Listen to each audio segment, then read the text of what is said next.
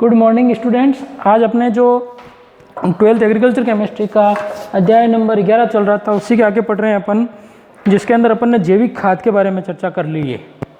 ठीक है ना। तो जैविक खाद अपने कंप्लीट हो चुका है। पहले पार्ट का नाम लिख देते हैं अपन,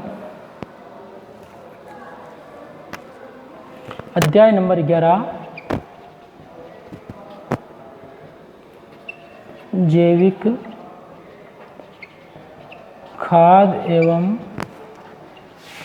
जैव उर्वरक। जैविक खाद एवं जैव उर्वरक, इनके बारे में अपन चर्चा करें तो आपके जैविक खाद एवं जैव उर्वरक के बारे में सबसे पहले अपन ने पढ़ा आपके जैविक खाद के बारे में, जो अपन ने पूरी डिटेल से बात कर ली। जैविक खाद के अंदर की गोबर का खाद किस प्रकार से बनाई जाती है, ये आपके कंपोस्ट खाद कैसे बनाई जाती है, वर्मी कंपोस्ट किस प्रकार से बनाई जाती है, इनके बारे में अपन ने पूरी चर्चा कर ली है। इनके प्रयोग की विधि, बनाने की विधियाँ, सारी चीज़ें अपन ने बात कर ली। ठीक है। तो इसके अंदर आपके जो चैप्टर के अंदर दो टॉपिक हैं, एक तो है आपके ये जैविक खाद वाला, ये अपन ने कंप्लीट कर लिया। अब अपन को पढ़ना जैव उर्वरक के बारे में। तो जैविक खाद को अपन जीरो से लेकर लास्ट तक पूरा पढ़ लिया है। अब अपन शुरू करेंगे आपके जैव उर्वरक। आई बात समझ में? तो इसी चैप्टर का अगला टॉपिक अपन शुरू करते हैं आज, जैव उर्वरक।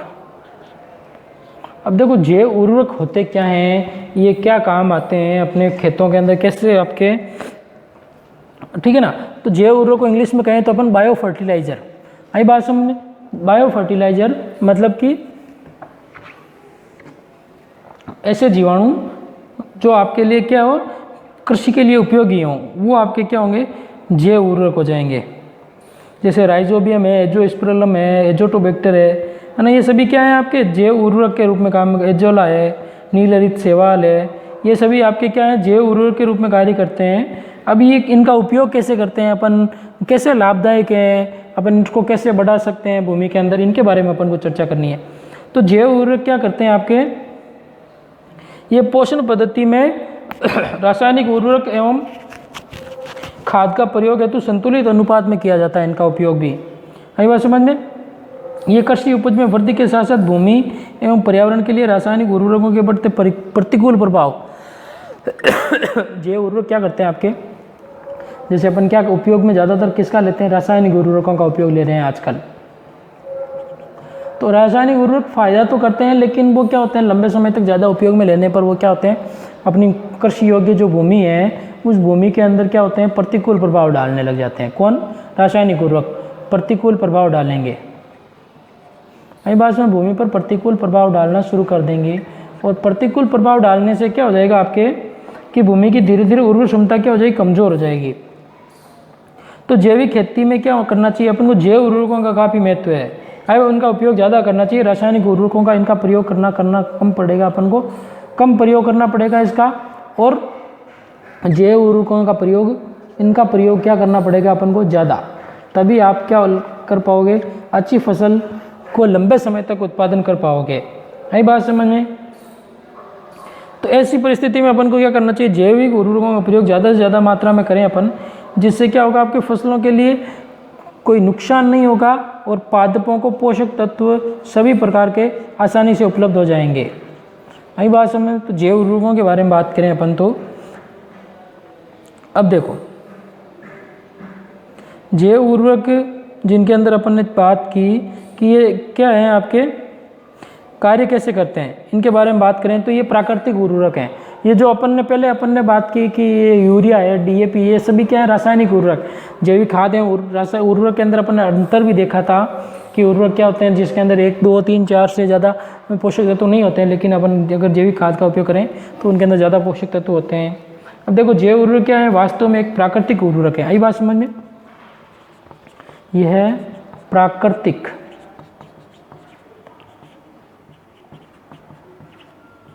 उर्वरक है। आई बात समझ में? क्या है, ये एक प्राकृतिक उर्वरक है, अपन को प्रकृति से प्राप्त होने वाले उर्वरक हैं जिनमें एक या अधिक जीवाणुओं की मिश्रित रचनाओं का समावेश होता है। जो वायुमंडलीय स्तरीकरण, देखो इनके बारे में लिखे अपन तो जैव उर्वरक के बारे में, तो उर्वरक हैं जिनमें इनमें क्या होता है, जिनमें एक या एक या अधिक जीवाणुओं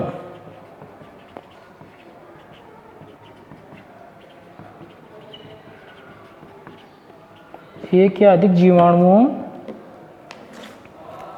को मिश्रित संरचना होगा, जीवाणुओं की मिश्रित संरचना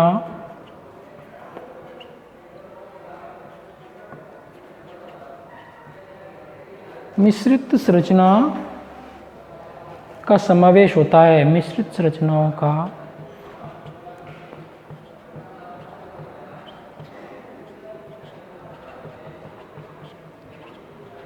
समावेश होता है तथा जो वायुमंडलीय नाइट्रोजन का स्थिरीकरण करने में समावेश होता है, जो क्या करते हैं वायुमंडलीय, जैसे अपन नाइट्रोजन ये चक्र पड़ा था उसके अंदर जीवाणुओं का बहुत महत्व है, तो वायुमंडलीय जो नाइट्रोजन है, वायुमंडल में नाइट्रोजन 78% तक पाई जाती है, लेकिन वो सीधे पादप ग्रहण नहीं कर पाते हैं, तो उनका स्थिरीकरण करके पादप को दूसरे रूप में परिवर्तन करके उनको नाइट्रोजन का फिर ग्रहण करते हैं, तो वो जीवाणु जो जैव उर्वरक के रूप में काम में लेते हैं वो नाइट्रोजन स्थिरीकरण करने में सहायक होते हैं। तो वायुमंडलीय नाइट्रोजन का स्थिरीकरण, वायुमंडलीय नाइट्रोजन का स्थिरीकरण करने की क्षमता रखते हैं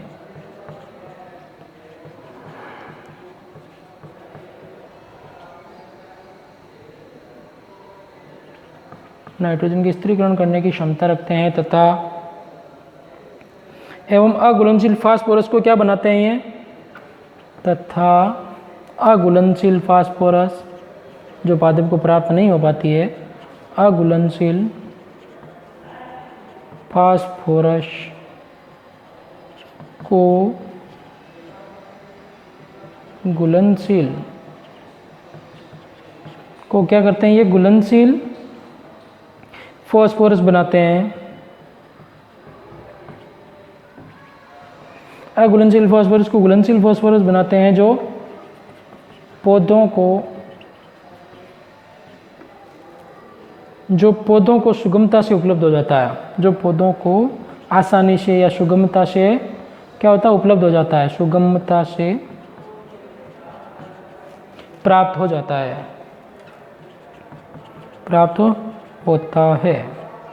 तो जैव उर्वरकों के कार्य के बारे में बात करें अपन, ये जैव उर्वरक वृद्धिकारक हार्मोन की आपूर्ति करने में भी सक्षम होते हैं। यह जैव उर्वरक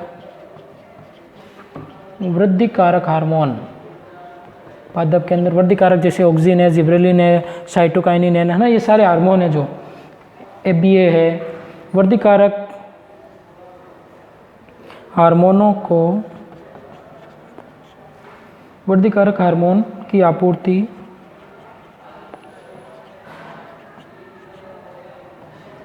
करने में भी सक्षम होते हैं, करने में भी सक्षम होते हैं। आगे बात समझ में, तो जैव उर्वरक के बारे में अपन ने चर्चा की कि जैव उर्वरक क्या होते हैं आपके, ये प्राकृतिक उर्वरक हैं जो अपन को कृत्रिम रूप से बनाने की जरूरत नहीं है, ये प्राकृतिक है, जिनमें क्या होते हैं एक से अधिक जीवाणुओं की मिश्रित संरचनाओं का समावेश होता है। जैव उर्वरक का मतलब क्या होगा कि इनके अंदर जीवाणु को अपन क्या कह सकते हैं, जैसे जैव उर्वरक है ये आपके, जैसे मैंने बताया आपको राइजो नाइट्रोजन स्थिरीकरण करने वाले जैसे राइजोबियम है, एजोटोबैक्टर है,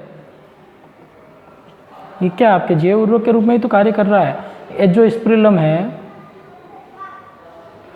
ठीक है, ये तो आपके नाइट्रोजन स्थिरीकारक है। इसके अलावा और बात करें अपन तो नाइट्रोजन स्थिरीकरण के अलावा भी आपके जैसे नील हरित शैवाल है, ब्लू ग्रीन एल्गी, क्या है आपके नील हरित शैवाल हैं।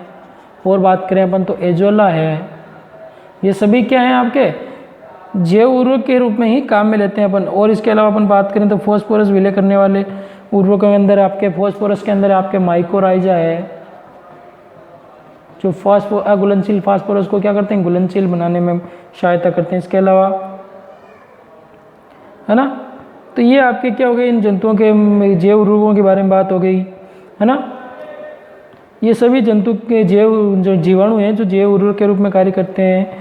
इसके अलावा और बात करेंगे अपन जैव उर्वरक के अलावा इस चैप्टर में अपन बात करेंगे कि और किस प्रकार से अपन फसल की पैदावार को बढ़ाने के लिए जैसे हरी खाद को उपयोग में ले सकते हैं, इनके बारे में। ठीक है। तो जैव उर्वरक के अंदर अपन ने चर्चा कर ली है आपके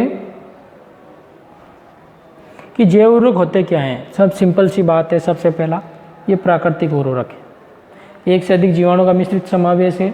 वायुमंडलीय नाइट्रोजन का स्थिरीकरण करने में जो, जैसे वायुमंडल में क्या है आपके 78% तक हाइड्रोजन है, नाइट्रोजन है, आई बात समझ में।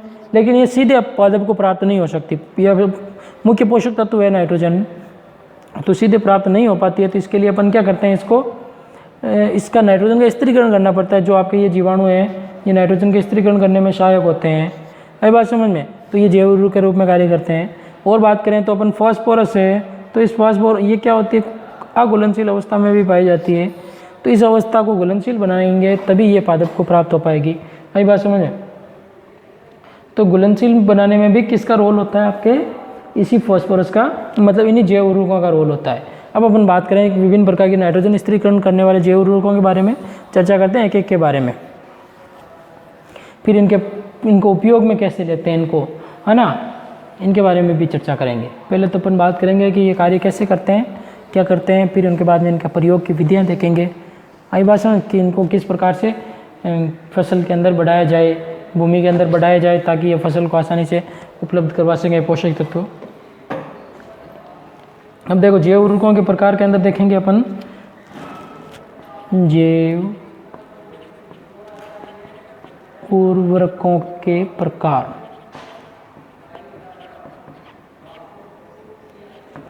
जैव उर्वरकों के प्रकार के बारे में बात करें अपन तो जैव उर्वरकों के प्रकार के अंदर सबसे पहले अपन देखते हैं नाइट्रोजन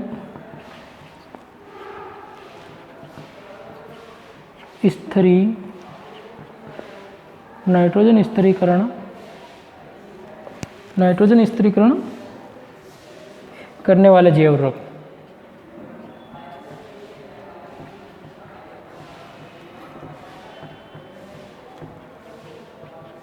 नाइट्रोजन स्थिरीकरण करने वाले जैव उर्वरक के अंदर सबसे पहले एक नंबर बात करेंगे अपन राइजोबियम। क्या करेंगे, राइजोबियम बहुत ही महत्वपूर्ण जीवाणु है ये राइजोबियम।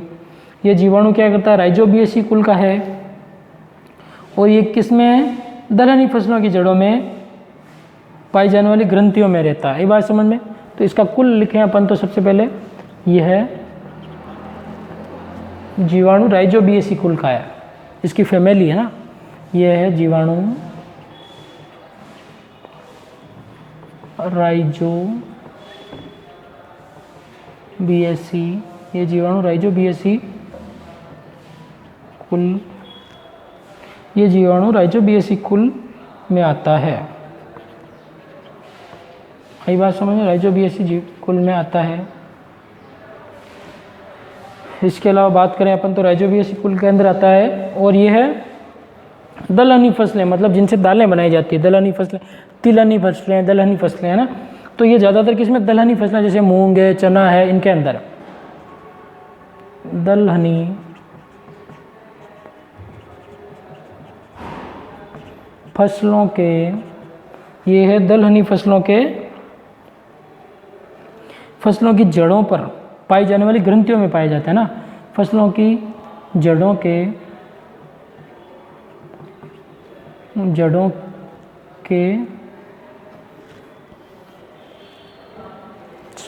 पर पाई जाने वाली ग्रंथियों में पाई जाती है, जड़ों पर पाई जाने वाली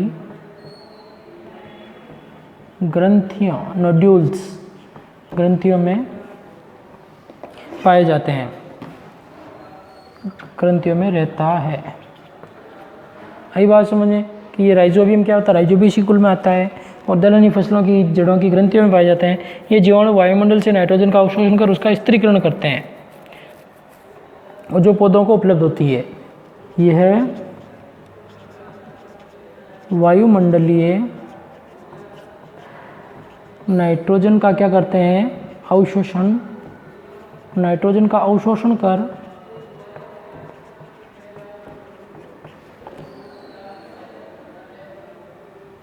नाइट्रोजन पौधों को उपलब्ध करवाते हैं, अवशोषण कर स्थिरीकरण करते हैं, स्थिरीकरण करते हैं। आगे बात समझ में, और बात करें अपन तो इनके लक्षणों के बारे में, जो पादप को प्राप्त हो जाती है, ये बैक्टीरिया 50 से 100 किलोग्राम वायुमंडलीय नाइट्रोजन को प्रति हेक्टेयर तक स्थिरीकृत करने में सक्षम है। ये भी आप ध्यान रखना है। यह है जीवाणु 50 से 100 किलोग्राम वायुमंडलीय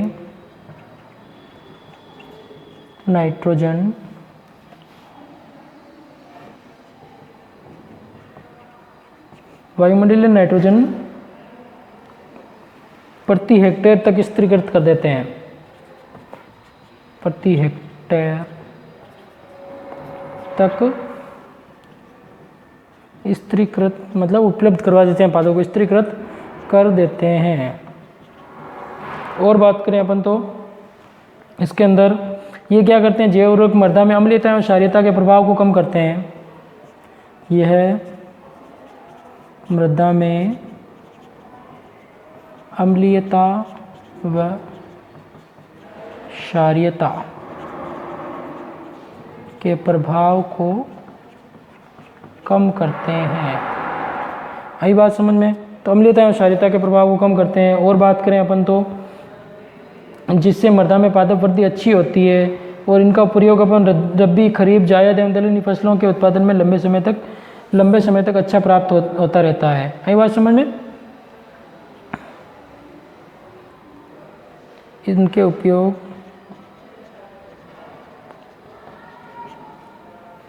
उपयोग से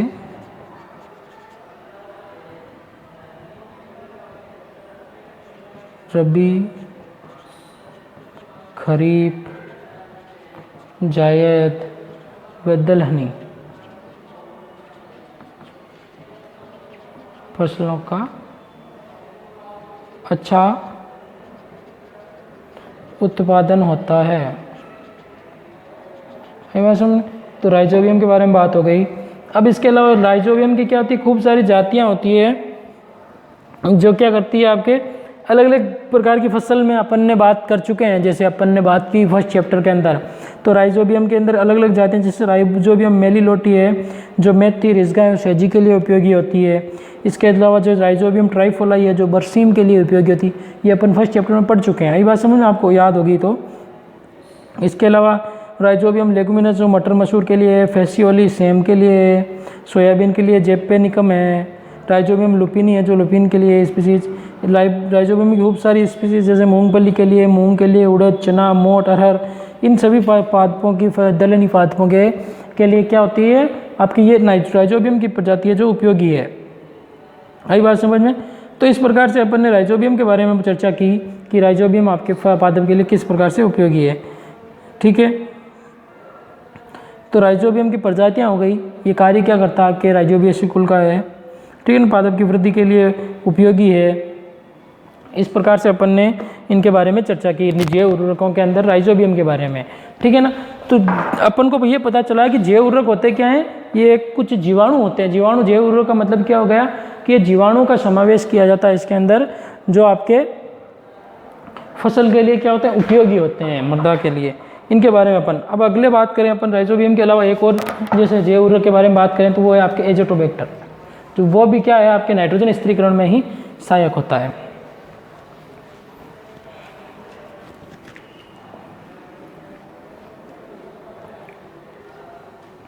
बात करें अपन एजोटोबैक्टर के बारे में, जैव उर्वरक,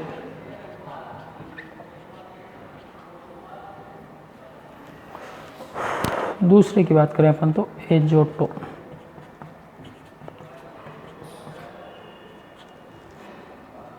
अब एजोटोबैक्टर की बात करें अपन तो ये क्या होते हैं, तो ये जीवाणु क्या एजोटोबैक्टर इसी कुल के अंदर है, आते हैं, एजोटोबैक्टीरियसी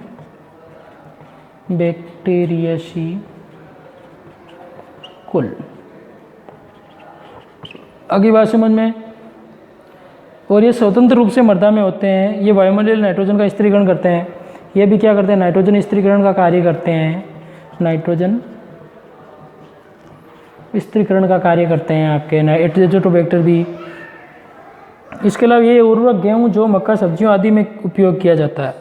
तो इस उर्वरक का क्या होता है, इस इसका उपयोग अपन किसके लिए कर सकते हैं? ज़्यादातर फसलें कौन सी? गेहूँ। जैसे राइजोबियम की बात की अपन ने, दलहनी फसलों की ज़्यादा उपयोगिता है ना। ये आपके गेहूँ है, जौ है, मक्का है, इसके अलावा आपके सब्जियों में आदि में उपयोग कर सकते हैं अपन। आई बात समझ? सब्जियों आदि में इसका उपयोग कर सकते हैं। और बात करें अपन तो इसके अलावा ये इसका प्रयोग क्या होता है? प्रयोग से 10 से 20 किलोग्राम नाइट्रोजन स्थिरीकृत करने में, स्थिरीकरण प्रति हेक्टेयर है ना, बचत करते हैं ये। तो जैसे अपन राइजोबियम के बारे में बात की तो वो 50 से 100 किलोग्राम, ये आपके 10 से 20 किलोग्राम नाइट्रोजन की बचत है। वृद्धि बढ़ाने वाले हार्मोन पदार्थ पैदा करते हैं ये, जिससे बीजों का अंकुरण में क्या होती है? वृद्धि होती है। इनसे क्या होता है? वृद्धि हार्मोन, वृद्धि करने वाले पदार्थ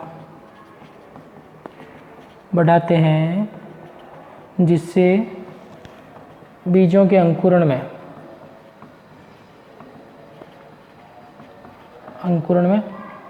सहायता मिलती है। यही बात समझ में? आसानी से जड़ों का विकास अच्छे से होता है। क्या होता है? जड़ों का विकास अच्छे से होता है, अच्छे से होता है। और बात करें अपन तो इसके अंदर आपके जड़ों का विकास अच्छे से होता है। एज़ोटोबैक्टर के प्रयोग से अनाज वाली फसलें जैसे ज्वार है, मक्का है, अनाजी फसलें ना, कौन सी, किसकी बात कर रहा हूँ मैं? अनाजी फसलें आपके, अनाजी फसलें, ज्वार, मक्का, जिसको अपन अनाज के रूप में, भोजन के रूप में काम में लेते हैं, अनाजी फसलें, मक्का है, सरसों है।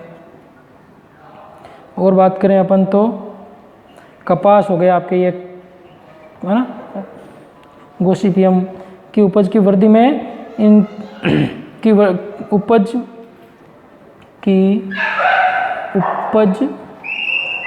में वृद्धि करते हैं, साथ साथ ये पौधों की संख्या में वृद्धि करते हैं, तथा ये क्या करते हैं? पौधों की संख्या में भी आपके क्या करेंगे?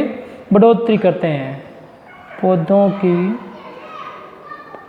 संख्या में बढ़ोतरी करते हैं।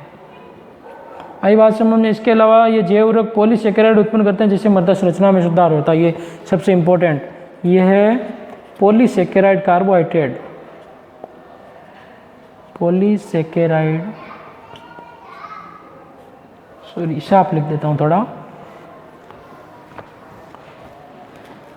ये जैव उर्वरक क्या करता है? पॉलीसेकेराइड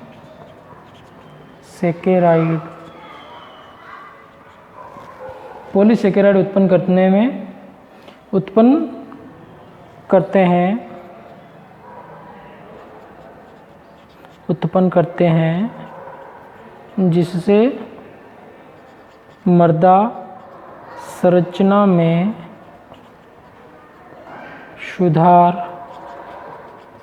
होता है। आई बात समझ? जिससे मृदा संरचना में सुधार होता है। तो इस प्रकार से ये आपके अपन ने 2 प्रकार के जैव उर्वरकों के बारे में बात की। पहले तो अपन ने बात कर ली राइजोबियम, जो दलहनी फसलों में, जड़ों में, ग्रंथियों में पाया जाने वाला है। दूसरा एज़ोटोबैक्टर, जो आपके क्या है?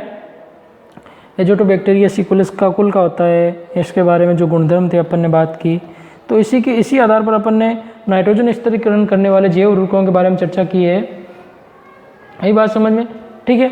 तो आज की क्लास में अपन ने जो जैव उर्वरक शुरू किया था, उसके पहले उसकी परिभाषा के बारे में बात की, फिर उसके बाद में जो जैव उर्वरकों के प्रकार के बारे में बात की, जिसके अंदर अपन ने एक प्रकार देखा जो नाइट्रोजन स्थिरीकरण करने वाला जैव उर्वरक, जिसके अंदर 2 पढ़े अपन ने जैव उर्वरक, एक तो राइजोबियम, दूसरा एज़ोटोबैक्टर। इसके अलावा जो आपके और हैं, जैसे आपके जो स्पिरुलम है, नील हरित शैवाल है, एजोला है, ये नाइट्रोजन स्थिरीकरण करने वाले, इनके बारे में अगली क्लास में चर्चा करेंगे। इसके अलावा फास्फोरस को उपलब्ध करवाने वाले वो माइक्रोराइजा वगैरह, इनके बारे में अगली क्लास में और बातें करेंगे अपन। ठीक है। तो आज की क्लास के लिए इतना ही। आगे की बातें अपन क्या करेंगे? अपन अगली क्लास में करेंगे। ठीक है ना। तो आज के लिए अपन ने क्या क्या बातें कर ली? जैव उर्वरक, जैविक खाद तो पहली क्लास तक कंप्लीट हो गया। इस क्लास में अपन ने जैव उर्वरक के बारे में बात की कि जैव उर्वरक क्या क्या उपयोग हैं, कैसे कैसे बनाए जाते हैं, कौन कौन से जैव उर्वरक हैं जो अपने फसलों के लिए उपयोगी है, कौन सी फसल के लिए कौन सा जैव उर्वरक उपयोगी है, इनके बारे में चर्चा की। ठीक है, तो ओके, गुड लक, धन्यवाद, आज के लिए इतना ही।